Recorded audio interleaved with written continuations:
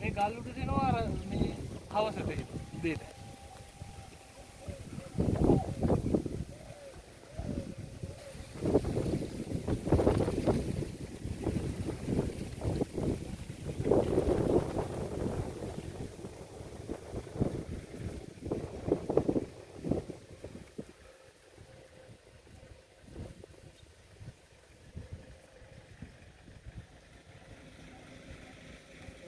මේ අලි ඒ සත්තු කවුරු වගේද මොන වගේ සත්තු දින්නේ මේ බුස්සෝ අලි මෝ ඒ සත්තු ටික ඔක්කොම වගේ ඉන්නවා ඉතින්.